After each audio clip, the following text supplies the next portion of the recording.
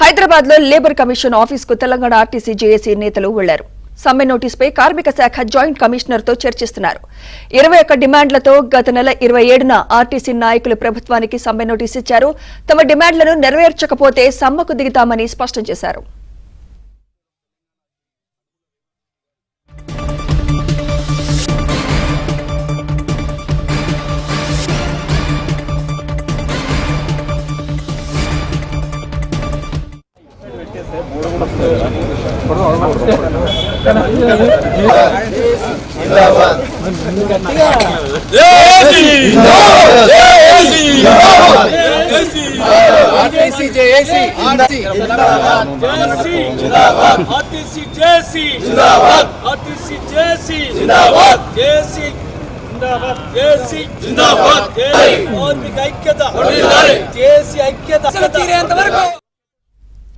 హైదరాబాద్ లో labour commission office కు Telangana RTC JAC నేతలు వెళ్లారు.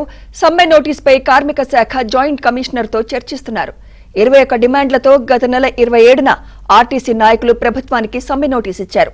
తమ డిమాండ్లను నెరవేర్చకపోతే సమ్మెకు దిగుతామని స్పష్టం చేశారు. ఇక ఇదే అంశంపై మరింత సమాచారం మా ప్రతినిధి నుమాన్ అందిస్తారు. నుమాన్,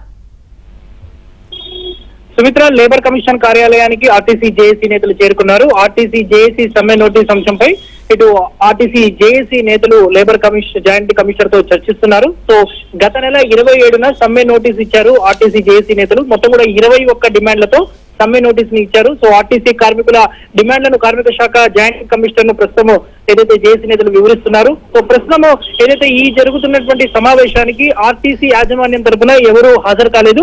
ఆర్టీసీ కార్మికులు ఉద్యోగులతో భేటీ అయిన తర్వాత labour commission joint commissioner Sunitha Gopal Das ఏదైతే చర్చలు ప్రారంభమయ్యేటువంటి అవకాశం ఉంది. సో ఆర్టీసీ కార్మికుల డిమాండ్స్ పై మాత్రం జేఏసీ నేతలతో ప్రస్తుతం లేబర్ కమిషన్ జాయింట్ కమిషనర్ ప్రస్తుతం చర్చిస్తున్నారు. మొత్తం కూడా 21 డిమాండ్లు ఏదైతే గతంలో ప్రభుత్వం ఎన్నికల సమయంలో ఇచ్చినటువంటి వాగ్దానాలన్నీ నెరవేర్చాలి. దాంతో పాటు ఏదైతే ప్రభుత్వంలో విలీనం చేయాలనేది కూడా ప్రధానమైనటువంటి డిమాండ్. సో ఆర్టీసీ ఉద్యోగులను ప్రభుత్వ ఉద్యోగులుగా పరిగణించాలి. దాంతో పాటు ఆర్టీసీని ప్రైవేట్ పరం చేసేటటువంటి కుట్ర జరుగుతుంది, దాన్ని అడ్డుకోవాలి. ముఖ్యంగా ఆర్టీసీలో ఎలక్ట్రికల్ బస్సుల పేరుతో ఏదైతే ఆ ప్రైవేట్ బస్సులను తీసుకొచ్చి హైర్ బస్సులుగా పెడుతున్నారు. సో వీటిని వెంటనే రద్దు చేయాలి. ఎన్నో ఏళ్లుగా ఆర్టీసీ కార్మికులకు జీతాలు పెరగడం లేదు. రిటైర్డ్ అయిన తర్వాత కూడా కొత్త వారిని ఎవరిని తీసుకోవట్లేదు. ఆర్టీసీలో నియామకాలు అనేవి గత కొన్నేళ్లుగా నిలిచిపోయాయి, కొత్త వారిని తీసుకోవట్లేదు. సో ఇలాంటి దాదాపు 21 సమస్యలన్నింటి మీద డిమాండ్స్ తో గత నెల 27వ తేదీన ఏదైతే సమ్మె నోటీస్ ఇచ్చారో, సమ్మె నోటీస్ ఇచ్చి దాదాపు 15 రోజులు అవుతుంది. 15 రోజులు అవుతున్నా కూడా ఇప్పటి వరకు ఆర్టీసీ యాజమాన్యం నుంచి ఎలాంటి స్పందన రాకపోవడంతో ఏదైతే కార్మిక శాఖ నుంచి ఆహ్వానం వచ్చింది. సో ఇరు వర్గాలతో చర్చించిన తర్వాత మరి ఆర్టీసీ సమ్మె ఉంటుందా లేదా అనేది మాత్రం క్లారిటీ వచ్చేటువంటి అవకాశం ఉంది. ప్రస్తుతం మాత్రం కేవలం ఆర్టీసీ జేఏసీ నేతలు మాత్రమే హాజరయ్యారు.